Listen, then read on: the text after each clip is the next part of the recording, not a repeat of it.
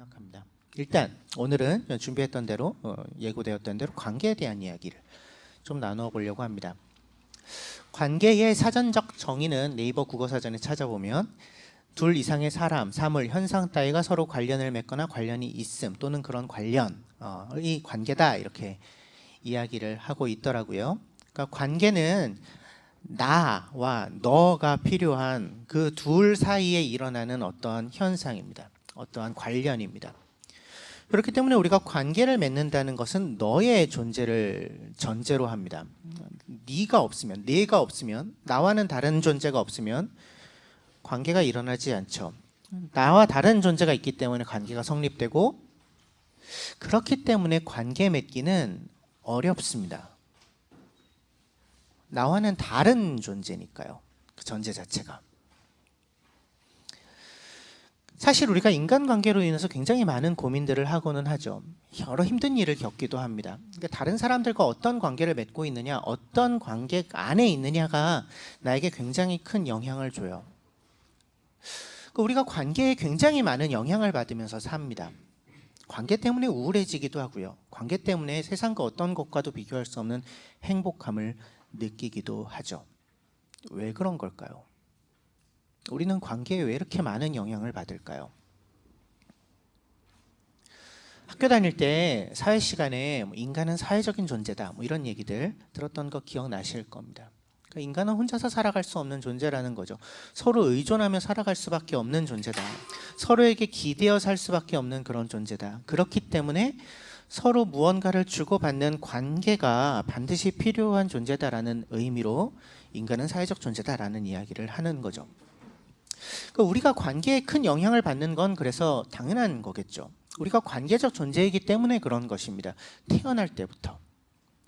성경에서도 동일하게 이런 얘기들을 하고 있어요. 사회교과서에서 뿐만 아니라 성경에서 동일하게 합니다. 하나님이 사람을 만드시기로 하는 순간에 대해서 성경은 이렇게 얘기하는데, 창세기 1장 26절 강의 안에 있는 거 같이 한번 읽어보죠. 시작. 우리가 우리의 형상을 따라서 우리의 모양대로 사람을 만들자.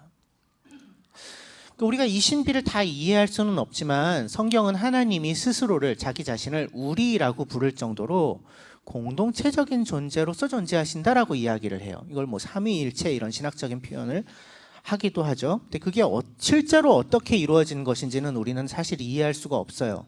근데 성경이 그냥 제시하고 있는 바예요. 하나님이 한 분이신데 홀로 계신 것이 아니라 공동체적 존재로, 관계적 존재로서 한 분이시다. 세 분 윗격이 한 분 하나님이 되신다. 이게 삼위일체인데, 삼위일체를 쉽게 설명하는 순간 이단이 됩니다. 그래서 조심하셔야 돼요. 어떤 비유를 통해서 얘기하기도 하는데 사실은 다 맞지 않아요. 이건 우리가 이해할 수 없는 신비의 영역이에요. 어쨌든 하나님이 공동체적인 존재라는 거죠. 성경에 제시하고 있는 바는. 그리고 그 하나님의 형상을 따라, 형상을 닮은 존재로, 즉 공동체적인 존재로 사람을 만드셨다. 우리의 형상을 따라 우리의 모양대로 사람을 만들었다. 이렇게 이야기하고 있는 것입니다. 그래서 사람이 처음부터 공동체로서 지음 받았다는 거죠. 그래서 이렇게 우리에게 관계가 존재적으로 중요하다라는 게 성경이 우리에게 해주고 있는 답인 겁니다. 하나님은 우리를 왜 관계적 존재, 공동체적 존재로 지으셨을까요? 왜 우리를 서로와 이 피곤한 지긋지긋한 관계를 맺을 수밖에 없도록 만드셨을까요? 어떤 의도가 있으셨던 걸까요? 세 가지 정도 이유가 있을 것 같아요. 첫 번째, 그것은 하나님이 우리를 인격적 존재로 만들기 원하셨기 때문입니다. 인격적 존재라는 것은 어떤 거죠? 기계가 아니라는 것입니다. 선택 가능성을 가진 존재라는 것입니다. 기계처럼 정해진 대로만, 입력된 대로만 움직이는 완결되고 완성되어 있는 존재가 아니고 스스로의 선택의 과정과 그 결과를 통해 점차적으로 성장해 나가는, 이루어져 가는 존재라는 것을 의미합니다. 그래서 인격적인 존재인 우리는 사실은 어디로든 뻗어나갈 수 있는 존재예요. 가능성의 존재죠. 그러니까 시간 속에서 수많은 선택을 통해, 경험을 통해 만들어져 가는 그러한 존재입니다. 선택을 하려면 선택을 할 대상이 필요합니다. 혼자 그냥 생존할 뿐이라면 선택이 그렇게 큰 의미는 없겠죠. 그래서 선택 가능한 존재, 인격적인 존재로서의 인간은 그 선택이 대상이 되는 무언가, 다른 존재, 다른 대상이 필요합니다. 그게 사람이든 동물이든 내가 아닌 너의 존재가 필요한 거죠. 인격적 존재이기 때문에.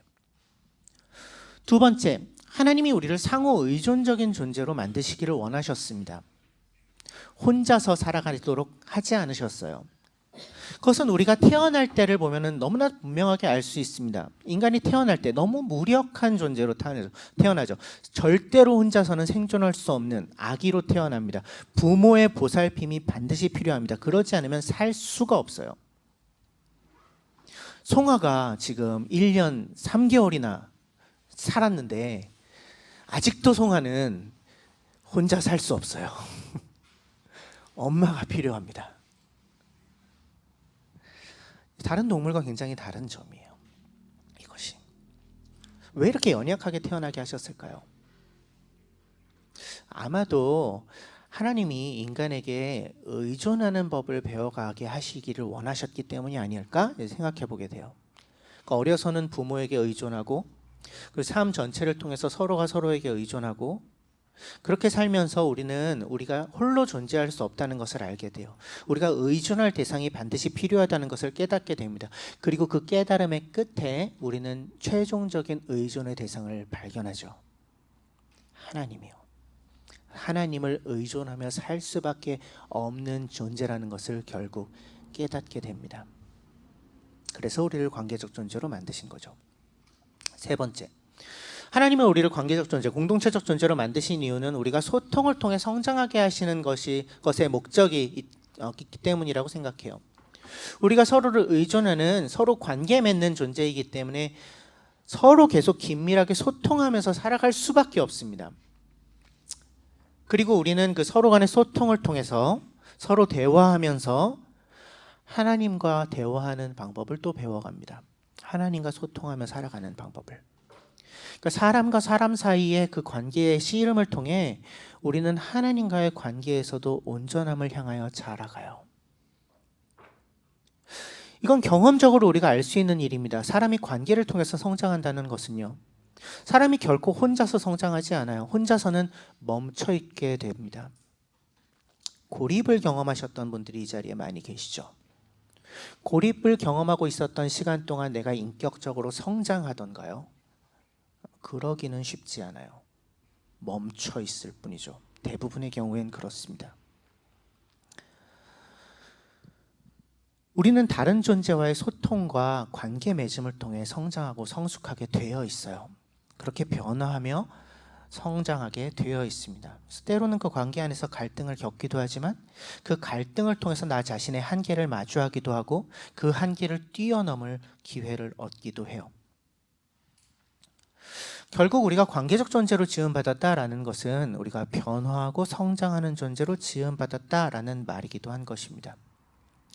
그래서 성경에서 우리에게 그리스도의 충만하심의 경지에까지 자라가라 이렇게 이야기하고 있는 것이라고 생각합니다. 에베소서 4장 13절에서 그렇게 얘기하고 있죠. 같이 읽진 않겠습니다. 그리스도의 성장한 분량에까지 충만하심의 경지에까지 자라가라고 이야기합니다.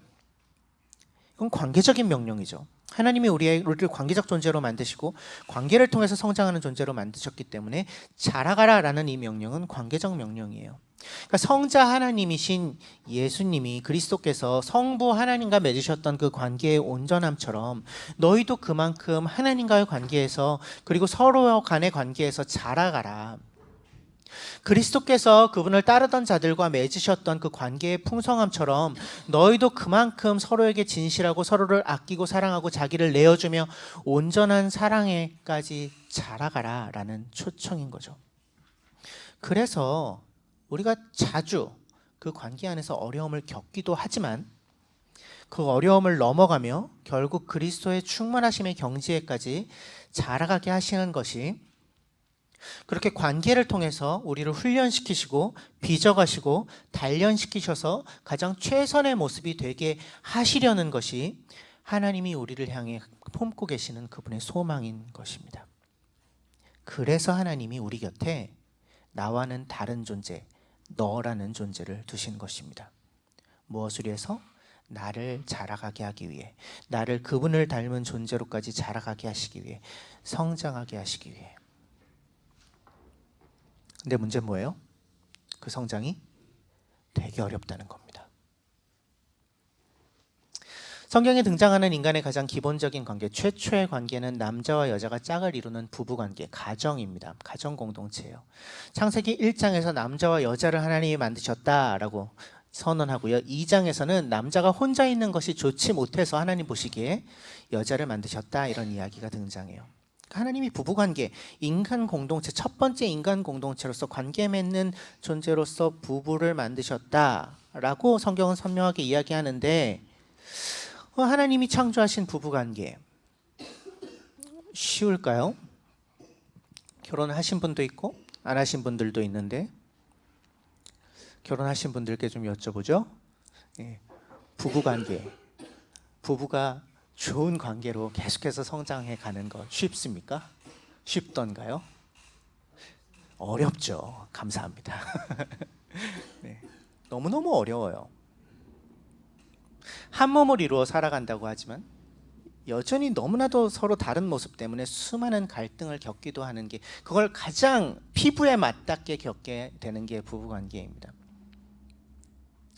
결혼을 왜 한다고 생각하세요? 결혼을 왜 합니까? 결혼이 약속이에요. 그죠?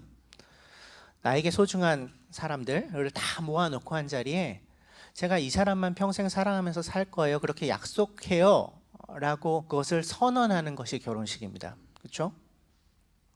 그래서 주례자가 이 두 사람이 이렇게 약속하였기 때문에 그 약속을 기반으로 해서 부부가 되었음을 선언합니다. 이렇게 이제 성혼 선언을 하죠. 결혼은 기본적으로 약속입니다. 이 한 사람을 평생 사랑하며 살겠다라는 약속. 왜 그 약속이 필요할까요? 너무 어렵기 때문입니다. 너무 어렵기 때문에 증인들을 그렇게 한가득 모아놓고 그 앞에서 약속하는 거예요.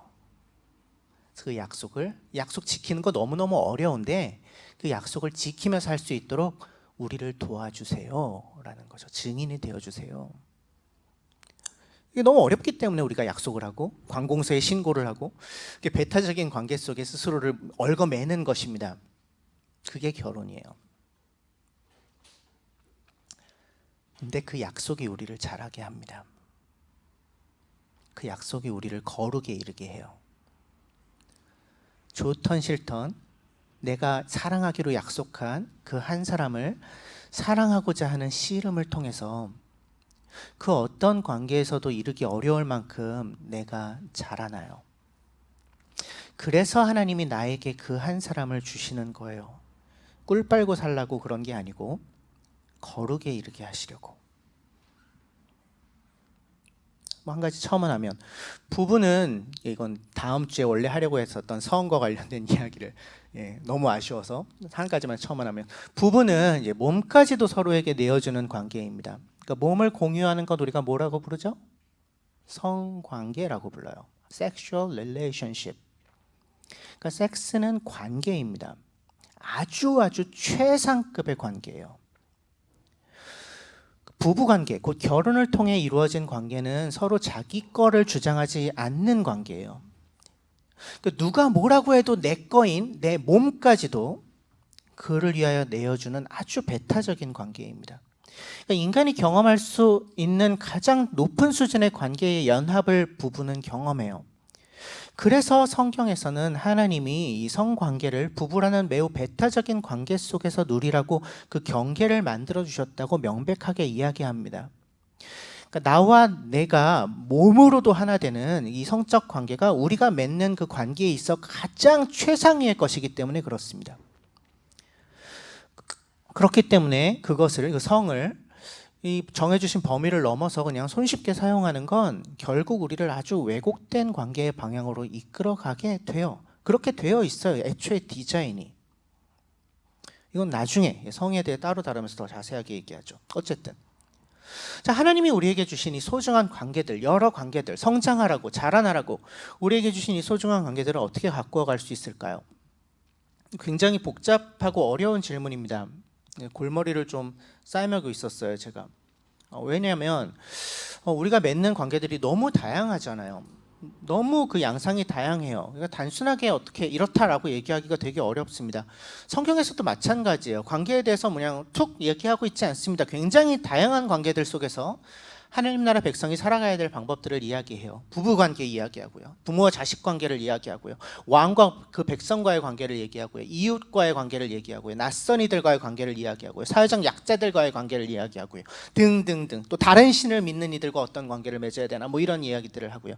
너무너무 많은 이야기를 성경에서도 하고 있습니다. 그래서 이 얘기를 오늘 다 얘기할 수가 없어요. 그래서 굉장히 단순하게 이 관계들을 좀 이렇게 두 부류로만 좀 크게 묶어서 이야기하려고 합니다. 하나님이 더불어 함께 살라고 엮어주신 그분의 백성 공동체, 즉 교회 공동체 안에서의 관계, 그리고 교회 밖에 있는 우리의 삶터에서 만나는 사람들의 관계, 이 두 가지로 좀 나누어서 짧게만 이야기하려고 그래요. 공동체 안에서의 관계를 어떻게 갖고 갈 것인가? 우리는 교회라는 공동체에 함께 속해 있는 이들입니다. 그리고 이 교회를 성경은 그리스도의 몸이라고 부릅니다. 즉 우리는 한 몸에 속한 사람들인 거죠. 하지만 이 안에서도 어쩔 수 없이 여러 가지 갈등들이 일어납니다. 왜요? 우리가 다르니까요. 우리가 생각하는 것보다 사실 더 많이 다릅니다. 굉장히 달라요. 훨씬 더 많이 다릅니다. 우리가 다 같이 한국어를 사용하지만 모국어로서, 근데 우리가 사실 이야기하는 언어가 같지 않아요. 다 달라요. 같은 단어를 사용하더라도 그 안에 들어있는 의도와 품어져 있는 뜻은 충분히 다를 수 있거든요. 그래서 때로는 외국어를 하는 것처럼 느껴질 때가 있어요. 누군가와 대화를 나눌 때 한국어로 얘기하고 있는데 이 사람의 말을 해석해내려면 한번 이렇게 머릿속에서 이렇게 돌아가야 이런 의미로 이런 얘기를 하는구나, 이렇게 받아들여지는 경우들이 많이 있어요. 마치 외국어를 우리가 공부해서 그 외국어를 하는 것처럼. 그래서 서로의 그 언어에 그래서 해석과 통역이 필요한 경우들이 굉장히 많습니다. 배워야 돼요. 외국어 배우는 것처럼. 때로는 그 과정에 갈등이 일어나기도 하죠. 여러 갈등들이 일어날 때 가장 먼저 우리가 서로 달라라는 그 전제를 가지는 것이 굉장히 중요합니다. 나와 내가 달라. 나의 언어와 그의 언어가 달라. 틀린 게 아니에요. 달라. 성경에서도 그렇게 얘기합니다. 우리가 다 다르다고. 우리가 서로 다르기 때문에 주님이 우리를 한 몸으로 만드신 거라고. 고린도전서 12장 17절 18절 같이 한번 읽을까요? 시작. 온몸이 다 눈이라면 어떻게 듣겠습니까? 또 온몸이 다 귀라면 냄새는 어떻게 맡겠습니까? 그런데 실은 하나님께서는 원하시는 대로 우리 몸에다가 각각 다른 여러 지체를 두셨습니다. 성경에서 이렇게 얘기하고 있는 거죠. 우리가 서로 다르다. 그래서 더 유익하다. 이것이 고린도전서에서 바울이 하고 있는 이야기인 것입니다. 우리가 각각 잘하는 것이 다르고 관심사가 다르고 성격이 다르고 성향이 다르고 언어가 다르기 때문에 그 다름 때문에 그 다름이 모여 한 몸을 이룬 우리는 굉장히 다양한 일들을, 굉장히 풍성한 일들을 함께 해낼 수 있다는 거죠. 그리스도의 몸, 지금도 여전히 일하고 계시는, 이 땅 가운데 일하고 계시는 그리스도의 물리적 실체, 그리스도의 몸으로서 우리는 그리스도께서 일하고 계시는 그 일을 굉장히 다양한 방식으로 구현해내는 그 일을 감당할 수 있는데 그것은 우리가 다르기 때문이라는 것입니다. 이것을 정말로 믿는다면 우리가 다르기 때문에 더 풍성하게 하나님이 하시는 일을 우리가 해낼 수 있다, 한 몸을 이루어서 그 일을 해낼 수 있다는 것을 우리가 정말로 믿는다면 우리는 단순히 우리가 다르다라는 것을 인정하는 것을 넘어서 그 다름을 경축하는 데까지 나아갈 수 있습니다. 기뻐할 수 있어요. 야, 네가 나랑 달라서 너무 좋아. 네가 나와 달라서 너무 다행이야. 우리의 다름으로 인해 하나님께서 더 놀라운 일들을 하실 수 있으니까, 하나님의 일하심이 더 다양하고 풍성하게 드러날 수 있으니까, 하나님이 하고 계시는 그 선한 일에 더 풍성하게 우리가 참여할 수 있으니까 너무 좋다 라고까지 할 수 있는 사람들이 우리인 거죠. 그래서 이러한 일들이 가능해지려면 먼저 우리가 부름받은 자리, 부르신 그 자리를 확인해야 됩니다. 골로새서 3장 13절에서 15절 같이 읽어볼까요? 시작.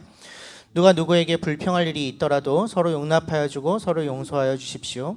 주님께서 여러분을 용서하신 것과 같이 여러분도 서로 용서하십시오. 이 모든 것 위에 사랑을 더하십시오. 사랑은 완전하게 묶는 띠입니다. 그리스도의 평화가 여러분의 마음을 지배하게 하십시오. 이 평화를 누리도록 여러분은 부르심을 받아 한 몸이 되었습니다. 또 여러분은 감사하는 사람이 되십시오. 우리가 무엇으로 부름받았다고 얘기해요? 한 몸으로. 부르심을 받아 한 몸이 되었다 이렇게 얘기합니다. 그리고 그렇게 한 몸이 된 목적은 뭐라고 얘기해요? 그리스도의 평화를 누리게 하시기 위해서 이렇게 얘기하죠. 그리고 그 평화를 누리기 위한 여러 방법들을 본문의 앞부분에서 이야기를 하죠. 서로 용납하고 용서해라. 그 모든 것 위에 사랑을 더해라. 그러함으로 그리스도의 평화가 너희의 마음을 지배하게 해라. 이렇게 얘기하고 있는 것입니다. 서로 용납하고 용서하라고. 서로의 다름을 수용하고 누군가 나에게 무언가 잘못한 일이 있더라도 그것을 용서해 주라고. 사랑으로 그 모든 것들을 덮어 하나 되게 하라고. 그렇게 평화를 누리는 삶으로 나아가라고. 왜? 우리는 그런 존재로 부름받았으니까. 평화를 만들어가고 그 평화를 지켜내고 그 평화를 누리는 존재로 지음받았으니까, 부름받았으니까. 그러니까 분쟁과 분열이 우리에게 어울리지 않는 거예요. 이것이 우리가 부름받은 자리인 것입니다. 세 번째, 우리가 하나 될 수 있는 이유를 기억하는 것이 굉장히 중요합니다. 에베소서 2장 14절에서 18절까지 같이 읽어볼까요? 시작. 그리스도는 우리의 평화이십니다. 그리스도께서는 유대 사람과 이방 사람이 양쪽으로 갈라져 있는 것을 하나로 만드신 분이십니다. 그분은 유대 사람과 이방 사이를 가르는 담을 자기 몸으로 허무셔서 원수된 것을 없애시고 여러 가지 조문으로 된 계명의 율법을 폐하셨습니다. 그분은 이 둘을 자기 안에서 하나의 새 사람으로 만들어서 평화를 이루시고 원수된 것을 십자가로 소멸하시고 이 둘을 한 몸으로 만드셔서 하나님과 화해시키었습니다. 에베소 교회에 파벌이 있었던 것 같아요. 유대인 출신 그리스도인들과 이방인 출신 그리스도인들 간에 갈등이 있었던 것 같습니다. 그들이 하나 되지 않고 있었던 것 같아요. 그래서 바울은 이 출신의 다름으로 인해서 갈등을 겪고 있는 이 에베소 성도들에게 그리스도께서 그들을 하나로 만드신 분이라고 강력하게 이야기하고 있습니다. 그들 사이를 가로막고 있었던 담을, 유대인과 이방인 사이를 갈라놓고 있었던 담을 그리스도께서 자기 몸으로 허무셨다라고 이야기를 해요. 자기 몸으로 허무셔서 원수된 것을 없애시고,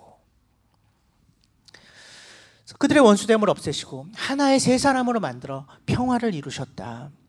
그래서 그들이 한 몸이 되어 하나님과 화해됨을 누리게 하셨다라는 것이 바울의 주장입니다. 굉장한 이야기를 하고 있는 거예요. 아마도 에베소 교회 성도들이 그리스도께서 십자가에서 돌아가신 이유가 무엇인지를 잘 이해하고 있었을 것입니다. 그리스도께서 죽으심으로 말미암아 깨어져 있었던 하나님과 우리 사이의 관계가 다시 연결될 수 있게 되었다라고 우리도 잘 알고 있는 그 사실을 그들도 알고 있었을 것이에요. 그것을 믿었을 것입니다. 하지만 바울은 그리스도의 십자가에 단순히 그렇게 우리와 하나님 사이의 관계가 회복되는 것을 뛰어넘는 더 놀라운 신비가 있다는 것을 이야기하고 있어요. 그리스도의 죽으심으로 우리가 하나님과 화해되었을 뿐만 아니라 우리 사이에 서로 다름으로 인한 반목도 원수됨도 사라지게 하셨다고. 그분이 우리의 다름으로 쌓아 올린 그 담장을 그 몸으로 허물어 내신 것이 그 십자가에서 일어난 일이라고. 그렇기 때문에 그분의 죽으심이, 그리스도의 죽으심이 나와 상관이 있다는 것을 인정하는 이들, 곧 그리스도인들에게는 서로 다르다는 것이 더 이상 문제가 되지 않는다고. 왜? 이미 한 몸이 되었으니까. 이것이 우리가 하나 될 수 있는 이유라고 성경이 말하고 있는 것입니다. 그리스도께서 십자가에서 죽으신 것. 그래서 우리는 하나 될 수 있어요 라는 얘기를 하고 있는 거예요. 그렇다면 우리는 더 이상 핑계댈 수가 없습니다. 우리 주님이 우리를 하나 되게 하시려고 돌아가셨다라는 것, 그것을 알면서도 그럼에도 쟤는 나와 달라. 쟤는 왜 저렇게 이야기를 하지? 이런 이유로 서로를 배척한다면, 한 몸을 이뤄 살아가려고 하지 않는다면 그 그리스도의 죽으심이 우리에게 더 이상 효력이 없는 거죠. 바울의 이야기를 잘 들여다보세요. 우리가 개별적으로 하나님과 화해되었다라고 여기서 얘기하고 있지 않아요. 우리가 한 몸이 되어 하나님과 화해하게 되었다라고 이야기합니다. 그리스도께서 우리의 다름의 원수됨의 장벽을 그 몸으로 허무셔서 우리를 한 몸으로 만드셔서 그 우리가 한 몸으로서 하나님과 화해되었다라고 이야기를 하고 있어요. 요한 사도도 요한 1서에서 이런 얘기들을 하죠. 그래서 눈에 보이는 형제를 사랑하지 않는 사람이 눈에 보이지 않는 하나님을 어떻게 사랑할 수 있겠습니까? 이런 얘기들을 합니다. 그러니까 우리가 받은 구원이 다른 무엇보다 우리가 맺고 있는 관계, 특별히 신앙 공동체인 이 교회 안에서의 관계에서 가장 선명하게 드러날 수밖에 없다는 거죠. 쟤는 나와 달라. 그 다른 거 나 마음에 안 들어. 그러니까 더 이상 이제 이해하려고 하지 않겠어. 쟤는 어쩔 수 없어. 내 마음에서 아웃이야. 이것이 우리와 너무도 어울리지 않는 모습이라는 얘기입니다. 우리에게 어울리는 모습은 뭐죠? 쟤는 나와 너무 달라. 그 다름이 우리를 더 풍성하게 만들어. 그러니 그 다름을 받아들이고 그 다름을 기뻐하고 경축하는 데까지 내가 나아가야지. 이게 우리에게 어울리는 모습이죠. 우리가 이런 마음으로 서로를 대할 때 우리는 그리스도의 십자가 보혈의 그 능력을 더 풍성하게 경험하게 됩니다. 그래서 공동체 안에서 관계를 잘 갖고 가는 건 그래서 너무너무 중요해요. 굉장히 중요한 일입니다. 3터에서는 그런 관계를 우리가 어떻게 갖고 갈까요? 공동체 밖에서 우리의 일상 속에 3터에서 만나는 사람들과 어떻게 관계를 갖고 갈까요? 사실 우리가 너무나도 다양한 상황 속에서 너무나도 다양한 사람들을 만나기 때문에 어떤 일반론을 얘기하는 건 너무 어렵습니다. 왜냐하면 많은 경우에 좀 기억하고 있으면 유익한 관계에 도움이 되는 얘기들 몇 가지만 좀 얘기할게요. 첫 번째, 교회 밖에 있는 사람들과 관계 맺을 때 선한 이웃으로 살아가기 위해서 힘쓰십시오. 로마서 12장 15절 그리고 17절과 18절 같이 한번 읽어볼까요? 시작. 기뻐하는 사람들과 함께 기뻐하고 우는 사람들과 함께 우십시오. 아무에게도 악을 악으로 갚지 말고 모든 사람이 선하다고 생각하는 일을 하려고 애쓰십시오. 여러분 쪽에서 할 수 있는 대로 모든 사람과 더불어 화평하게 지내십시오. 교회 밖 사람들과의 관계에 대해서 건네는 이제 바울 사도의 조언입니다. 기뻐하는 사람과 함께 기뻐하고 우는 자들과 같이 울라. 당연한 거 아니야? 이렇게 생각하기 쉽지만 아니요, 한 번 더 생각해보면 그렇게 당연하지 않아요. 이런 모습을 만나는 게 그렇게 쉽지만은 않아요. 세상에서 많은 경우에 누군가가 기뻐하고 있으면 그 옆에선 같이 기뻐하기보단 질투합니다. 많은 경우에 누군가 좌절하고 있으면 내심 좋아해요. 내 옆에 있는 사람에게 일어난 좋은 일을 진심으로 함께 기뻐하기보다는 왜 저 사람만 저렇게 좋은 일이 있지? 왜 나에게는 이런 일이 일어나지 않지? 이런 마음이 들곤 하는 것이 사실 우리의 악한 본성이죠. 그러한 우리에게 기뻐하는 사람과 함께 기뻐하고 우는 자들과 함께 울라라는 이 성경의 명령은 우리 자신을 한 번 더 돌아보게 만들죠.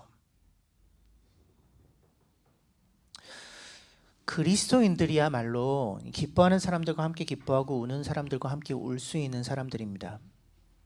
왜 그렇죠? 하나님이 정의로 세상을 다스리고 계시다라는 것을 신뢰하기 때문에 그렇습니다. 하나님이 결국 온전한 정의를 이루어내시고야 만다라는 것을 알고 있다면, 그렇다면 다른 이 마음 없이 함께 기뻐하고 함께 울 수 있어요. 결국 모든 것이 정의로운 심판대 앞에 서게 될 것임을 믿고 살아가는 이들만이 그렇게 할 수 있습니다. 더 나아가 악으로 악을 갚지 말고 이렇게 얘기하죠.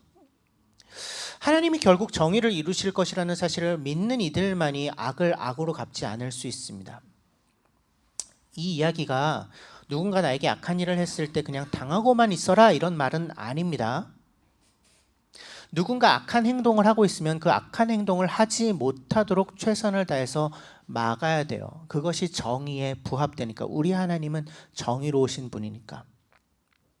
악을 악으로 갚지 말라라는 말은 악한 행동을 보복해서 똑같이 악한 행동으로 그것을 갚아주려고 하지 말라는 것입니다.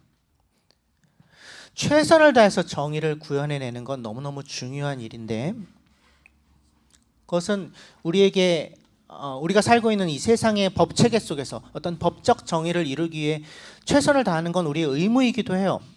우리 하나님이 정의의 하나님이니까. 그 악한 행위에 대해 정당한 처벌이 이루어질 수 있도록 사실을 드러내고, 그런 일들은 우리에게 너무 중요해요. 그러니까 아깝군요. 최근에 어떤 자매가 전세금을 막 돌려받지 못해가지고 집주인이 전세금을 안 준다고 막 뻗팅겨가지고 굉장히 곤란한 상황에 처했는데, 자매랑 이렇게 얘기하는데 그 자매가 내가 그래도 믿는 사람인데 그걸 참아야지 되나 뭐 이런 생각이 든다라고 해서 막 뭐라 그랬어요. 제가 그거 아니라고. 그거 아니에요. 정해진 법적 테두리 안에서 정의가 이루어지도록 우리는 애써야 합니다. 하지만 악을 악으로 갚지는 않아야 합니다. 그 악한 일을 한 사람을 죽일 듯이 미워하지 않는 게 중요해요. 그 악행에 똑같은 악행으로 갚아주고 싶은 것이 나의 마음이지만 그 미움과 분노에 나를 맡겨서 끝까지 가도록 내버려두지 않는 것이 중요합니다. 하나님 앞에서 그 마음을 쏟아내는 것이 너무너무 중요해요. 왜냐하면 그냥 내버려두면 죄와 악으로 나를 몰아가게 되고 거기까지 이루고야 말거든요, 우리가. 근데 그건 우리에게 어울리는 모습은 아니기 때문에 결국 그 악한 자들은 응분의 대가를 치르고야 말 것이다. 하나님이 그 일을 하실 것이다.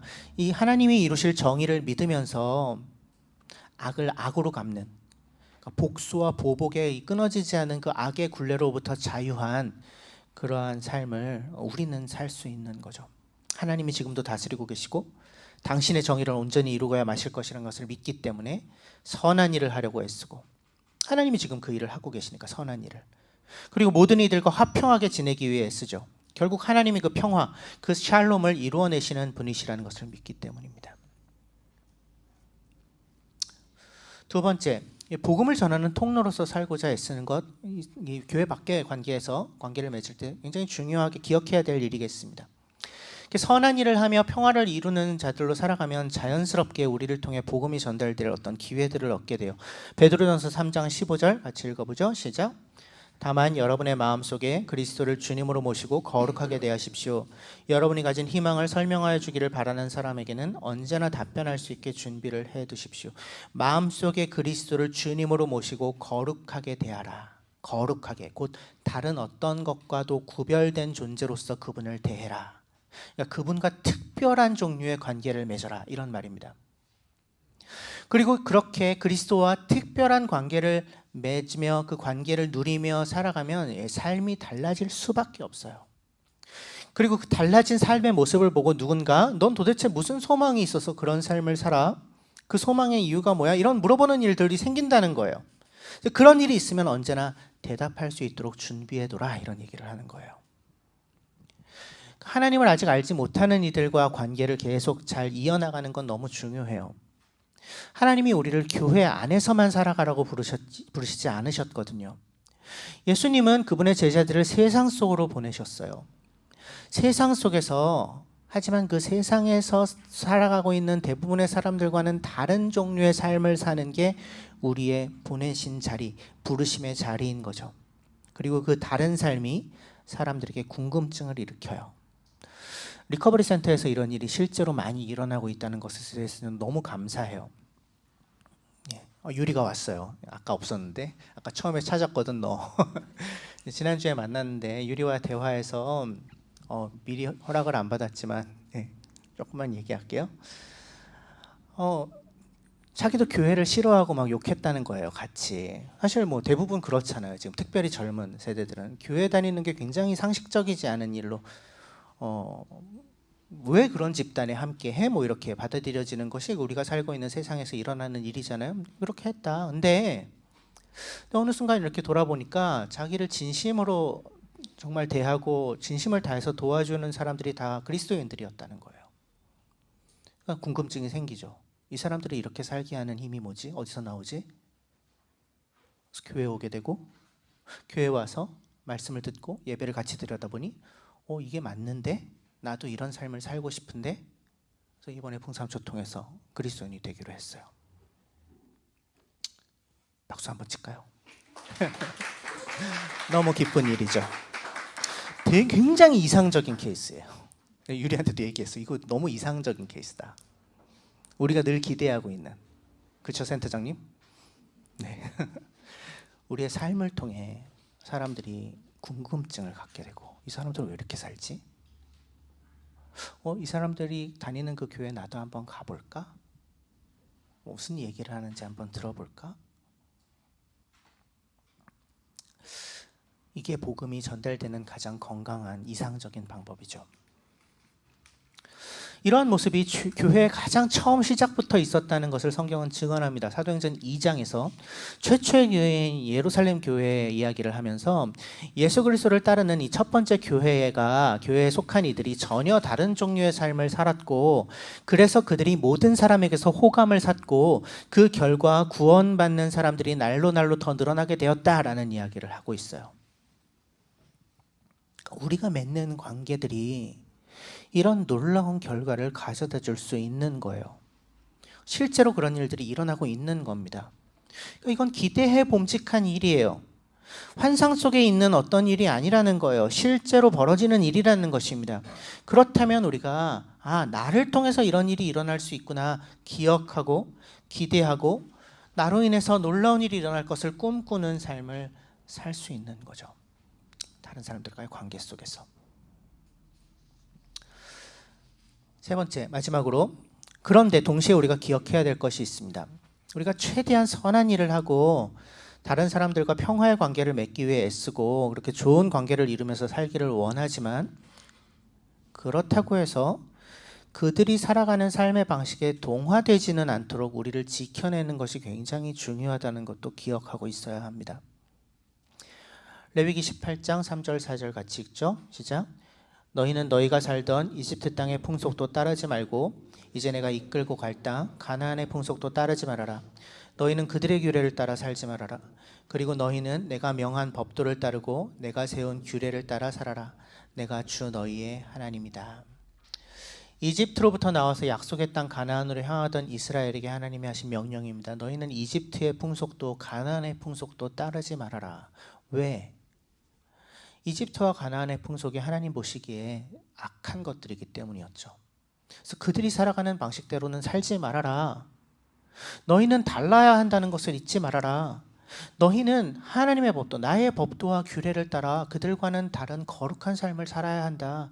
내가 너희의 하나님이기 때문에 이렇게 말씀하고 계십니다. 이것은 지금 우리에게도 마찬가지예요. 때로는 싸우며 지켜내야 되는 것들이 있습니다.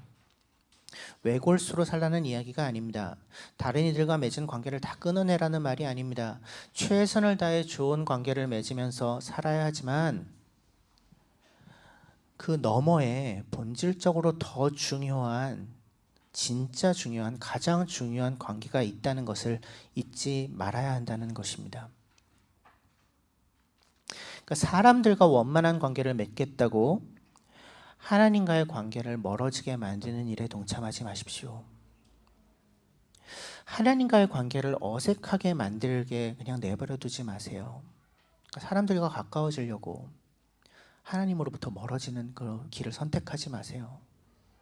그러니까 하나님이 우리에게 바라시는 삶의 모습이 어떤 것일까 관심을 놓지 말고 세상의 풍조에 별 생각 없이 휩쓸려 살아가지 마세요. 어떤 것은 싸워서 지켜내야 합니다. 구별된 삶을 살아야 해요. 근데 어떤 것을 싸우며 지켜내야 되는가 분별하는 건 너무너무 중요하겠죠. 그러려면 물어봐야죠. 하나님께도 여쭤보고, 나보다 그리스도인의 삶이 어떤 것인지에 대해 더 잘 이해하고 이미 살아내고 있는 선배들에게도 물어보고, 이러한 삶이 하나님께서 보시기에 구별된 종류의 삶일까요? 내가 싸우며 지켜야 될 지점이 이것일까요? 물어봐야 되는 거죠.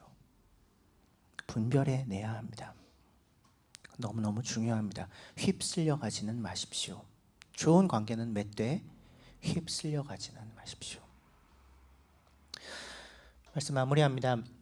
결국 우리가 교회 안에서나 또는 교회 밖에서나 사람들과 맺는 관계를 가장 아름답게 가꾸어 가기 위해 가장 중요한 비결은 우리가 하나님과 관계 맺고 있는 것, 우리가 하나님과 맺고 있는 그 관계, 거기에 있습니다. 그 가장 중요한 관계, 하나님과의 관계가 우리가 사람들과 맺는 관계 속에서 중심을 지키게끔 하는 닷의 역할을 합니다. 하나님이 주시는 힘으로 우리는 사랑하는 것입니다. 사람들을 하나님이 하고 계시는 선한 일에 동참하며 그들을 선대하는 것이에요. 하나님이 우리에게 맡기시는 소중한 관계들을 하나님이 맡기셨기에 계속해서 가꾸어 가는 것이 우리에게 맡겨진 소명인 것입니다. 주님이 그럴 수 있는 능력과 이유와 소망을 주십니다. 그렇기 때문에 우리는 우리가 맺고 있는 관계들을 통해 아름답고 놀라운 일들을 반드시 누릴 수 있어요. 비록 과정은 순탄하지 않을 수도 있고 때로는 고통스러울 수도 있고 힘겨울 수도 있지만 하나님이 결국 그 모든 과정들을 모아서 가장 아름다운 결실로 맺히게 하실 것입니다. 우리가 맺고 있는 여러 관계 속에 가장 아름다운 결실이 맺히도록 하나님이 이끌어 가실 거예요. 그래서 그 결실을 맛보게 될 날을 기대하고 소망하며 하나님이 오늘 나에게 허락하신 여러 관계들 속에 그 안에서 그리스도인답게 살아내는 우리 모두가 되기를 간절히 소망합니다. 1분 동안 침묵하겠습니다.